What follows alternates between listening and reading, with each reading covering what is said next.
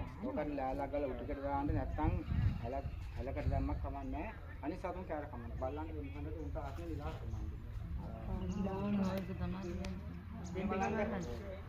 මේ කාන්තාවක් නිලු මලකට වැඩි ඉන්නවා මේ බන්නේ.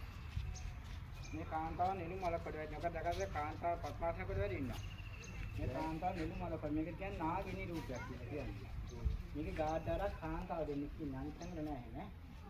කුන් කලසක් කඩපුල් මලක් මේ ගංගා පහක් මේ තියෙන්නේ කුන් කලස. සෞභාග්‍ය පෙන්නු ගාමිස්සේ මෙහෙවත් පිටට පහලලා තියෙනවා නේද? මෙතන ඉන්නවා ලකුණු 7 දෙනෙක්. වයසට ගියාම පින් කරන්න බෑ. පේන්නේ නැහැ, කන් ඇහෙන්නේ නැහැ, අතපය වාරු නැහැ නේ. මකර කියලා හතෙන්නේ නැහැ වනක් කල්පිකයි. මේ තියෙන මාළුවාගේ ඇඟ ලස්සනයි. අලියාගේ හොඬ වැල අලියාට හොඬේ නැත්තම් ජීවත් වෙන්න බෑ. ඌරාගේ දාල ශක්තිමත්. කිඹුලාගේ දාත් වඳුරාගේ ඇහැ, සිංහ පාද, මීයා කන. ඇස් පේනකොට කන් ඇහෙනකොට අතපය වලමුතු ගන්න පින් දහන් අටේ වැඩ කර ගන්න ඕනේ. ඇවිදින පය දහස් තරම දිවට තේරුම් නැතු යන්නේ. මකර කියලා හතෙන්නේ නැහැ මනස්කගේ සතෙක්නේ. මේ වයසට ගියාම පින් කරන්න බෑ. පේන්නේ නැහැ, කන් ඇහෙන්නේ නැහැ, අතපය ඇවිදින පය දහස් තරම නිකන් දිවට තේරුම් නැතු